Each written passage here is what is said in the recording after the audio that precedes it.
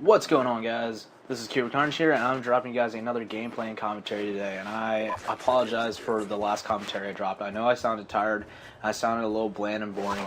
And in the truth be told, I was really fucking tired. I was really out of it when I made that commentary because in the last 2 weeks, I've only had 2 days off to really commit time to sit down and grind with the team and try to get content for you guys and try to have my laptop preload for stuff and really manage my time and get to work and all that. And I hope you guys understand it's just been really hectic for me lately, but this week should free up and I should be able to get more content out for you guys.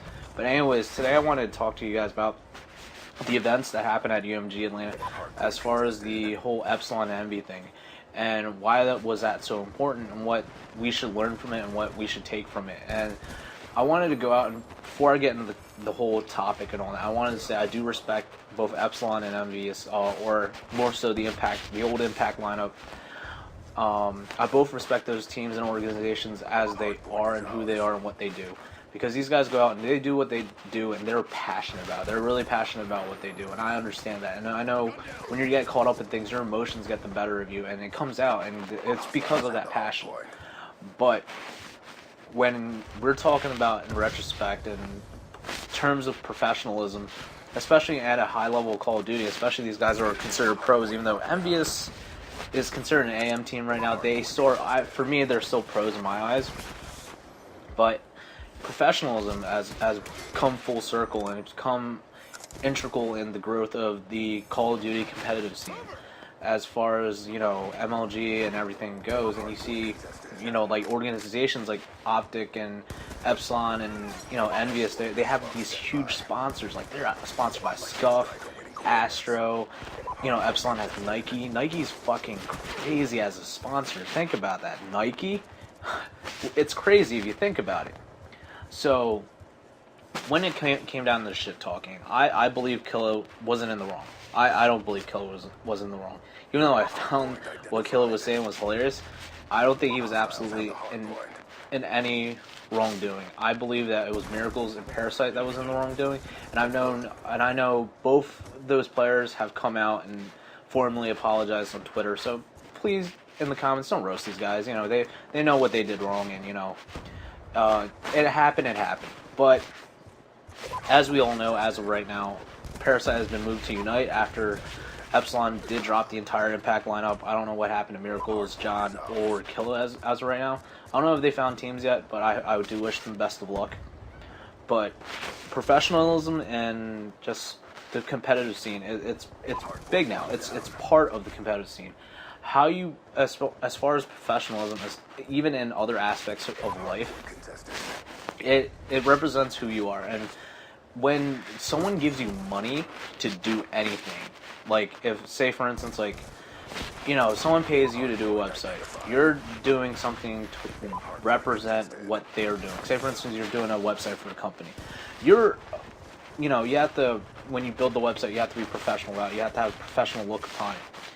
And, especially with all these sponsors, like Astro and, Epsilon having like Nike on board, and Epsilon out there as one of the bigger organizations for gaming, they want to uphold a good image, and they want to show these sponsors like, hey, look, we've got the best gamers in the world, or we believe we sign on with some of the best gamers out there.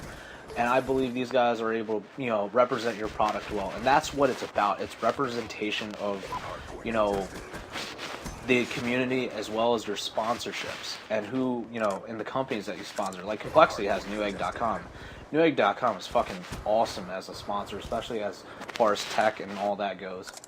So, with that said, it's like, when, if say for instance, like, I have a brand and I want to write you $1 million check to represent my brand. Do I want you to go out and, make an ass of yourself? Because when they go out and they see your jersey and they say you're sponsored by so-and-so, they're going to think my company's shitty because I have a shitty image for my company now because I have someone representing me that has a shitty image to himself.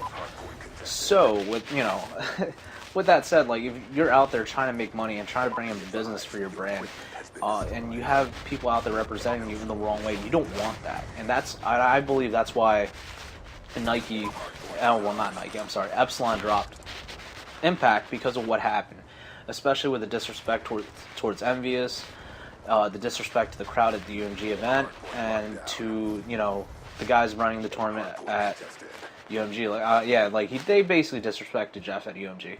But, you know, when you have like all these guys that are holding, you know, these tournament organizers and these organizations that are coming together and giving you opportunities to make money, and these sponsors that are helping you get these opportunities at the exchanges, of representing them and just being a professional human being, like, it's huge now. Like, you don't want, the reason why like turnover has been so big, because we have all these like companies coming together and just making this a bigger thing for us, and as a community we're making it grow as well, as with all these people, you know, signing on too.